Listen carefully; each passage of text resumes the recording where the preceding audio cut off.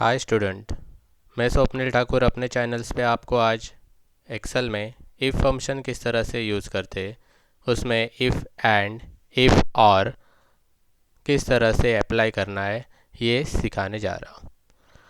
तो देखो, हमारे पास यहाँ पर एक वर्कशीट्स है। इस वर्कशीट्स को मैंने डिज़ाइन किया है। यहाँ पर एम्प्लॉयज़ के नाम आप लिख सकते हो, यहाँ पर उनकी सैलरी दी गई है, उनका डेजिग्नेशन दिया गया है। और इफ़ फंक्शन के लिए मैंने आपको यहाँ पर एक कंडीशन बताई गई है कि डीए कंपनी अप्लाई करती है कि जिनकी सैलरी मतलब सैलरी ग्रेटर दैन और 5000, देन डीए उन्हीं के सैलरी के ऊपर 5% कंपनी अप्लाई करती है। ठीक है।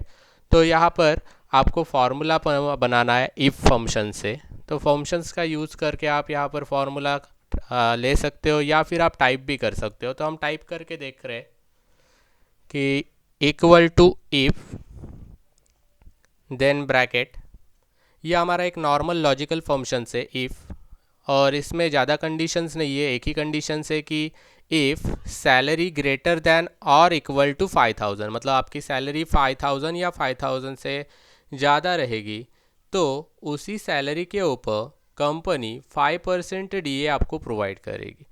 तो फर्स्ट लॉजिकल टेक्स्ट मतलब सैलरी, तो यहाँ पर सैलरी की सेल का नाम आता है B6, ग्रेटर दैन और इक्वल टू 5000।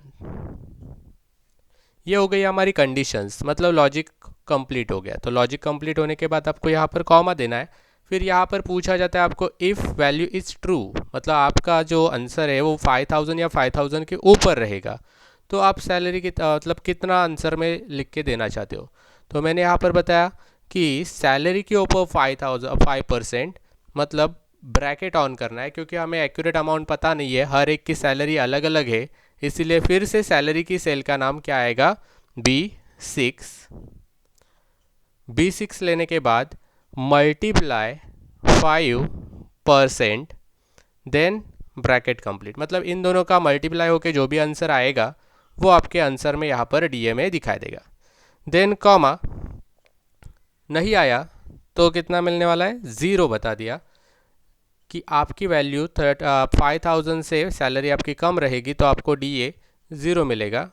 ब्रैकेट कंप्लीट और एंटर। देखो, आपकी सैलरी के ऊपर 5000 के ऊपर आपकी सैलरी रहेगी तो 5% आपके सैलरी का डीए मिलेगा, ऐसे कंपनी ने कहा था, इसके लिए हमने फार्मूला बनाया। तो ये जो एम्प्लॉयज़ वन है उसकी सैलरी है 12,500, ऑब्वियसली 5000 के ऊपर ही है, इसीलिए आपको 5% उसका मिलेगा, कितना, 625। आप इसे क्लिक करके ड्रैग करोगे तो हर एक की जो भी सैलरी उनकी रहेगी अमाउंट में, उन्हीं सैलरी के ऊपर यहाँ पर डीए प्रोवाइड होगा। जिनकी सैलरी 5000 से कम है उन्हें ज़ीरो अमाउंट दिखाई देगी। सेम इसी कंपनी में एक और कंडीशन है कि उनको एडिशनल बोनस के और यहाँ पर प्रोवाइड होता है। एडिशनल बोनस में उनको डीए में एक्स्ट्रा 1000 मिलने वाला है, लेकिन किसे, तो इफ़ सैलरी ग्रेटर दैन और इक्वल टू 10,000, मतलब जिनकी भी सैलरी 10,000 और 10,000 के ऊपर है उन्हें 1000 एक्स्ट्रा मिलेगा, लेकिन वो मैनेजर होने चाहिए। मतलब सभी एम्प्लॉयज़ को ये 1000 प्रोवाइड नहीं कर रहे यहाँ पर एडिशनल बोनस में। इस कंडीशन में उन्होंने बताया है कि जो भी मैनेजर है और उनकी सैलरी 10,000 के ऊपर है उन्हीं को यहाँ पर 1000 एक्स्ट्रा अमाउंट पे की जाएगी। तो एडिशनल बोनस का फॉर्मूला आपको कंडीशनल फॉर्मूला इफ फंक्शन के साथ स्टार्ट करना है, is equal to if, then bracket. Bracket में यहाँ पर दो कंडीशन है। पहली कंडीशन है कि इफ सैलरी ग्रेटर दैन और इक्वल टू 10,000, मतलब कंपनी में जो भी वर्कर काम कर रहे हैं उनकी सैलरी 10,000 के ऊपर होनी चाहिए। और दूसरी कंडीशन है वो सभी मैनेजर भी होने चाहिए, तभी उनको 1000 एक्स्ट्रा मिलेगा। तो यहाँ पर आगे पहला हमने इफ़ ऑन किया था, अभी यहाँ पर हमने एंड ऑन किया, मतलब दोनों कंडीशन जब भी अप्लाई करनी होती है या दो से ज़्यादा कंडीशन अप्लाई होनी चाहिए होती है तो फंक्शन यूज़ करते हैं एंड। अभी ये दोनों कंडीशन में जो कॉमन रहेंगे उन्हीं को 1000 एक्स्ट्रा मिलेगा, अदरवाइज उनको 0 अमाउंट एडिशनल बोनस में मिलेगी। जैसे कि यहाँ पर हमने एंड ऑन किया, एंड ऑन करने के बाद ब्रैकेट ऑन किया, तो पहला लॉजिक ऑन करते सैलरी, सैलरी की सेल का नाम क्या है तो B6, आप वहाँ पर क्लिक भी कर सकते हो या टाइप भी कर सकते हो, ग्रेटर देन और इक्वल टू 10,000। पहली कंडीशन होने के बाद कॉमा देना है, देन लॉजिकल टू, ऐसे आपके पास जितने भी लॉजिक कंडीशन में होने चाहिए वो कॉमा करके आप डाल सकते हैं। फिलहाल तो हमारे यहाँ पर आपको हम जो दिखा रहे हैं उसमें 2 ही कंडीशन हमने दी है। तो दूसरी कंडीशन है कि वो सभी मैनेजर भी होने चाहिए, मतलब उनकी डेजिग्नेशन में मैनेजर लिखा होना चाहिए। तो फर्स्ट यहाँ पर आप डेजिग्नेशन की सेल को सिलेक्ट कर सकते हैं या फिर लिख सकते हो C6 इक्वल्स टू, अभी यहाँ पर जो डेजिग्नेशन है वो कोई अमाउंट नहीं है, टेक्स्ट है, और टेक्स्ट जब आप इफ फंक्शंस में अप्लाई कर रहे हो तो उसे डबल इन्वर्टेड कॉमा में लिखा जाता है। प्लस यहाँ पर जो भी स्पेलिंग रहेगी वो सेम टू सेम होनी चाहिए, एक्स्ट्रा स्पेस भी उसमें टाइप नहीं करना है। तो कैपिटल्स में यहाँ पर लिखा मैंने manager, double inverted comma complete, bracket complete. ये दोनों कंडीशंस आपके फंक्शंस को अप्लाई करती है और दोनों कंडीशंस में जो आंसर सुटेबल रहेगा उन्हीं के सामने 1000 एक्स्ट्रा लिख के आएगा, अदरवाइज 0 लिख के आएगा। तो ये दोनों कंडीशन हो गई है हमारी। तो कॉमा हमारा आंसर है अमाउंट में डायरेक्टली, इसलिए डायरेक्टली 1000 लिखा। पहले हमें आंसर पता नहीं था तब हमने सैलरी मल्टीप्लाई 5% यहाँ पर लिखा था। अभी हमें पता है 1000 ही देना है तो डायरेक्ट में लिखना है 1000, और ये अमाउंट होने की वजह से कोई उसे डबल इन्वर्टेड कॉमा वगैरह देने की ज़रूरत नहीं है। देन कॉमा, ये आंसर नहीं आया तो 0 आंसर आना चाहिए, देन ब्रैकेट कंप्लीट, एंटर। आप देख सकते हो यहाँ पर डेजिग्नेशन में कितने लोग मैनेजर है तो 1 2, लेकिन इनमें से इन दोनों में से कितने लोगों की सैलरी 10,000 के ऊपर है। तो ये देखो, ये मैनेजर की सैलरी 12,500 है और ये वाले मैनेजर की सैलरी 9,500 है। तो जब भी आप यहाँ पर क्लिक करते हो और कॉर्नर से ड्रैग करते तो बाकी सब लोगों का 0 अमाउंट आ जाता है। क्यों? क्योंकि ये वाला जो है वो मैनेजर है लेकिन उसकी सैलरी 10,000 नहीं है, तो ये दोनों कंडीशन को अप्लाई नहीं कर पा रहा है, इसीलिए यहाँ पर उसे 0 एडिशनल बोनस में मिलेगा। तो ये था हमारा इफ एंड फंक्शन, जिसमें क्या होता है दोनों जितनी भी कंडीशंस होगी उन सभी में अप्लाई होने के बाद ही उसे आंसर प्रोवाइड होगा।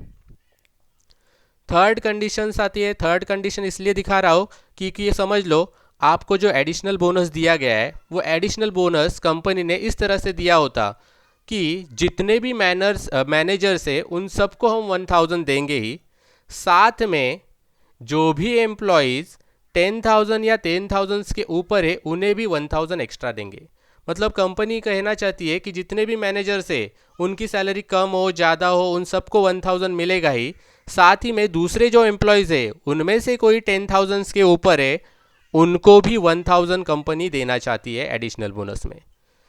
तो एक तो ये एडिशनल बोनस की कंडीशन हो सकती है, या फिर ये यहाँ पर आपको मुझे इफ एंड फंक्शन दिखाना था इसीलिए हमने इस तरह से देखा था। अभी इफ और फंक्शन किस तरह से अप्लाई करना है वो देख लीजिए। दोनों भी फंक्शन बिल्कुल एक जैसे ही है, सिर्फ समझ के लेना है कि जितनी भी कंडीशन है उन सबको